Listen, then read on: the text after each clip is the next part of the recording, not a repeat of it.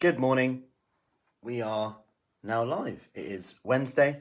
We have outside sessions starting soon, so I will be heading off there after this video actually, as well as our live workouts. We have yoga and then we have normally a flip a coin workout. Anyway, today is about sugar or the snacking habit. It could be crisps. It doesn't have to be sugar. Although the reason I bring up sugar is because often I'll hear things like,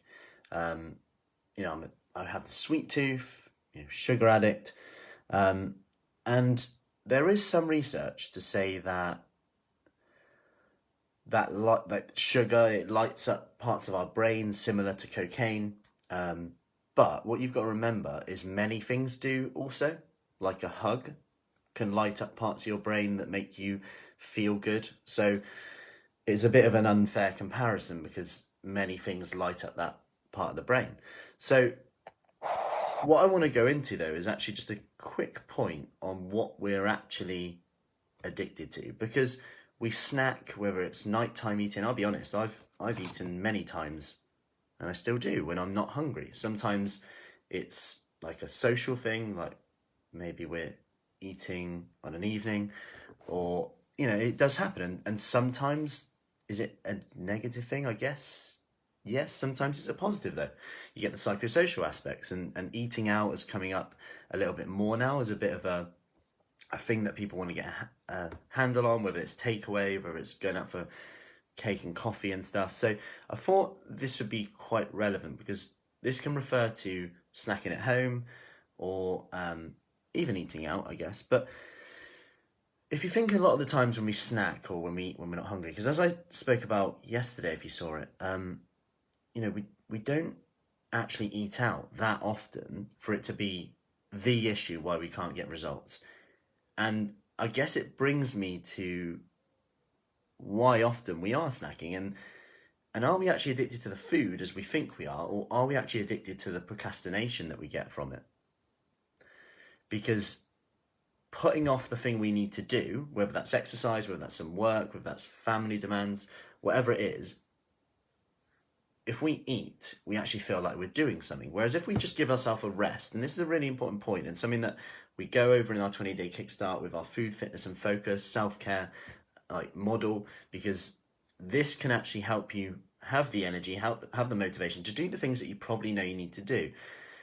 For some reason, we feel very guilty when we, do something for us. Morning, Deb. We do something for us, whether that's just resting, whether that's reading a book, having a bath, ringing a friend, doing the exercise, or even just doing the thing that you need to do. Sometimes we like to procrastinate on it by eating, because eating feels like you're doing something, so you don't feel lazy. Then you might feel guilty for doing the eating anyway, like you would have for resting anyway. And my point here is, wouldn't it make more sense to feel guilty about doing the thing that's going to give you more energy after? Because often we seek that energy hit from the sugar, from the food, when actually the research would show the opposite. The research would show that if you spike your blood sugar levels up, they're going to come crashing down again, especially before bed, like nighttime eating, and that can actually impact your sleep. Now, it comes back down to kind of what we believe here, and it was great that Leslie actually wrote a really nice message. I did share it the other day, and it was really interesting about transformation. It kind of reminded me of this because we all have like stories and beliefs that, it could be, I don't have enough willpower. It could be, I lack motivation. I'm a procrastinator. But if you think about procrastination, it doesn't really exist. It's just a fancy word to say that I value this rather than this right now. Otherwise, we wouldn't do it. In this moment in time, we believe there's more benefits in procrastinating, or could be eating at that time, than doing exercise. We value it because it tastes good. There are benefits to it, but we're just selling it to ourselves more than the opposite. And when you believe this story that we're a procrastinator, we lack motivation, the problem is our behavior will conform to it. And when our behavior conforms or confirms, backs up our beliefs, our stories that we don't have motivation or energy, the problem with this is it means that we feel right. And I'm not sure whether we're addicted to sugar, to snacking, or to feeling right. Because it's almost like, when you don't start something just because you might fail. That feels good because then we're like, yeah, I would have failed anyway. I'm right then. And it's this whole thinking process that is kind of really key in a transformation. And Leslie touched on it the other day. Here's what she said, actually. She said, I'm about 10 pounds down. Although losing centimetres, I'm still in the same clothes, albeit they're not as tight. So they have got looser. But how I feel about myself and my body, you would think I was a size 10, not 16. I'm comfortable looking at myself in the mirror. I don't dread short sleeves, but above all, I can move my body better. None of these groans you make when you pass 50, and I'm just happier when moving. For me, changes in my thoughts, in what pleases me. I do still beat myself up when I think I've slipped, but now only a little bit, and I stop myself quickly.